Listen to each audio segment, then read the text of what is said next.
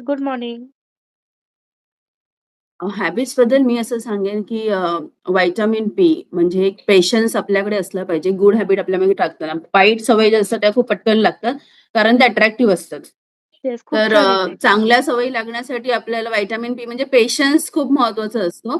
त्या लागताना आता हा पेशन्स असतो ना, हा सगळ्यात महत्त्वाचा असतो. कारण कन्सिस्टन्सी एखाद्या गोष्टीमधलं सातत्य आपण ठेवलं नाही, तर त्याचे रिझल्ट आपल्याला मिळत नाही. मग सातत्य कधी राहतं, जर आपण एंडला जो गोल आपल्याला बनवायचा आहे, समजा एखादं आपल्याला घर घ्यायचंय किंवा एखादी जागा आपल्याला घ्यायची आहे, त्या जागेबद्दलचं पिक्चर समोर ठेवतो किंवा त्या जागेबद्दलसाठी आपण विचार करत राहिलो, की आपोआप आपल्याला फक्त चांगल्या सवयी आपण म्हणजे आपण फॉलो वाईट सवयीमध्ये जातच नाही, कारण आपल्याला माहितीये, की आपल्याला डिस्ट्रॅक्ट करणार एखाद्या गोष्टींमधनं वगैरे. तर तसा एक आपण आपला गोल बनवला पाहिजे. आपल्या ज्या सवयी आहेत त्या तशाच डेव्हलप करायला पाहिजे. कारण आपलं लक्ष पूर्ण आपल्या शेवटच्या गोलपर्यंत असलं पाहिजे. म्हणजे आपल्याला प्रॉपर एक गाईडन्स मिळतो, एक रस्ता क्लिअर दिसतो, की तिथपर्यंत जाण्यासाठी मला चांगल्या सवयींच्या रस्त्यावरनं जाता येतं. ते एक आपल्याला लक्ष ठेवायला लागेल. आपल्या ज्या सवयी आहेत ना, म्हणजे एखादी चांगली गोष्ट जर करायची असेल, तर मला माहिती आहे, की आपण नेहमी म्हणतो, की चांगल्या चांगल्या गोष्टींसाठीचा जो रस्ता असतो हा नेहमी कठीण असतो. पण तो कठीण रस्ता आपल्याला जर एखाद्या खूप छान आणि म्हणतो ना सुखदायी अशा आपल्या गोलपर्यंत पोहोचवणार असेल आणि ते जर आपल्याला ते म्हणजे ते घराचं चित्र किंवा ते आपल्याला समजा युरोपला पिक्चर फिरायला जायचं जसं रेखाने सांगितलं, तसं एखादं पिक्चर आपल्या समोर असेल, तर आपल्याला त्याच्याबद्दल आनंद होतो आणि ते स्माईल आपल्या चेहऱ्यावर येतं. मग आपण बरोबर आपल्या सगळ्या गोष्टी ज्या आहेत हॅबिट ह्या सगळ्या एकदम प्रॉपरली करत जातो. जनरली असं म्हणतात, की आपल्याला आपल्या कम्फर्ट झोनमधनं बाहेर येऊन आपल्याला काहीतरी केल्याच्या नंतरच आपल्यामध्ये त्या गोलपर्यंत किंवा चांगल्या हॅबिट्स टाकण्यासाठी अ, हे होतं. ॲक्चुअली आपल्या डोक्यात जे असतं ना, की चांगल्या सवयी लावणं म्हणजे आपल्या कम्फर्ट झोनमधनं बाहेर येतं. तर नाही, आपल्याला चांगल्या सवयी आपल्या आता कम्फर्ट झोन म्हणजे ही कम्फर्टच आहे. आपल्याला चांगल्या सवयी लागणं. सकाळी ब्रश करणं जर कम्फर्ट झोन असेल, तर एक्सरसाइज करणं हा पण कम्फर्ट झोनच आहे. हे आपल्या डोक्यात घालून घेणं खूप गरजेचं आहे. तर चांगल्या सवयी त्या कम्फर्ट बॉक्समध्ये टाकणं खूप गरजेचं असतं. त्याच्यानंतरच असं की आपल्या ज्या गोष्टी असतात त्या आपण सक्सेस व्हिजन बरोबर तर केल्याच. ओके. बट त्याच्याबरोबर आहे की त्यांनी जसं लेखकाने सांगितलं की आपण थोडेफार जे पैसे आहेत हे पिगी बँकमध्ये टाकायला सुरुवात केली पाहिजे. पिगी बँकमध्ये टाकण्यासाठी सुरुवात केली पाहिजे जेणेकरून आपल्या गोलसाठी पैसे जमा होतात.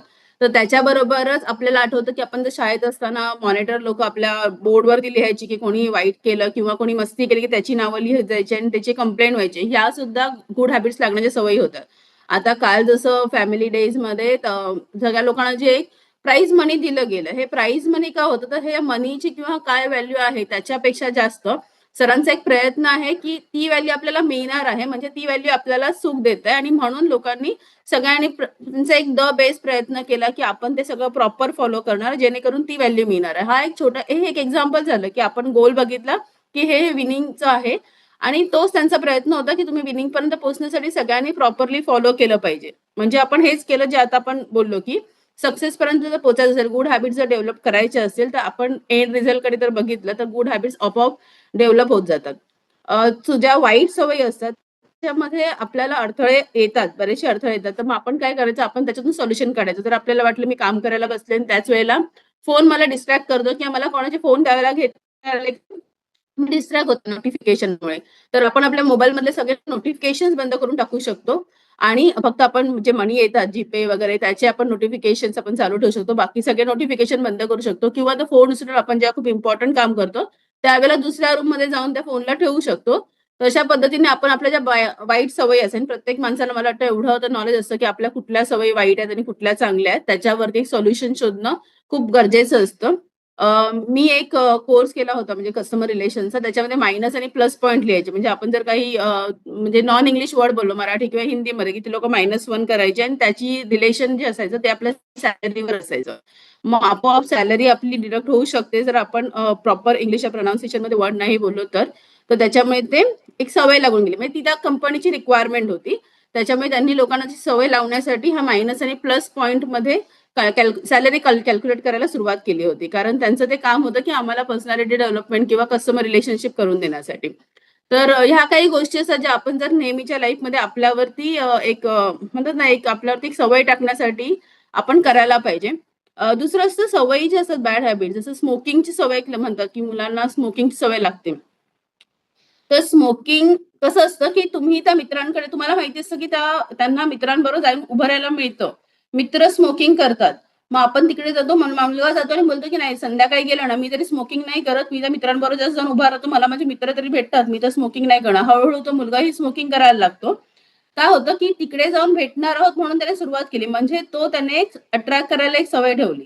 पण तीच तो मुलगा जर एखादा स्पोर्ट्स खेळणाऱ्या एका ग्रुपशी किंवा बुक रिडिंग करणाऱ्या एखाद्या ग्रुपशी जर मैत्री करतोय, तर त्याला मित्र भेटण्यासाठी स्मोकिंगच्या कॉर्नरवर किंवा एखाद्या नाक्यावर जाऊन भरायची गरज नाही. तो बरोबर ग्राउंडमध्ये जाण्यासाठी रेडी होणार. त्याला माहिती आहे मित्रांबरोबर जर मला 1 तास बॅडमिंटन खेळायचं आहे, तर मी 1 तास अगोदर काहीतरी हेल्दी खाणार आणि माझं बॅडमिंटन खेळून झाल्याच्या नंतर तेच मित्र काहीतरी प्रोटीन बेस खातायत, म्हणजे मी तसंच फूड खाणार. म्हणजे ह्या चांगल्या हॅबिट्स करण्यासाठी आपण ज्या सराउंडिंगमध्ये पण आहोत, त्या सुद्धा खूप मॅटर करतं. तर इव्हन आपलं बुक क्लब पण जसं मेघा मॅम म्हणाले, की बुक्स रीडिंग करून झालं, की ऑटोमॅटिक आपल्याला माहिती आहे, की आपलं माइंड जातं, की आता मेडिटेशन चालू आहे. आता जाणार, की आपण एक्सरसाइज करणार आहोत. एक्सरसाइज झालं, की 20 मिनिट्समध्ये आपला शेक घेऊन बसायचं आहे. ह्या सगळ्या सवयी ज्या लागल्यात ना, ह्याच्यामध्ये चैन आहे, चैन सिस्टम आहे आणि म्हणून ह्या सवयी आपल्याला लागल्यात.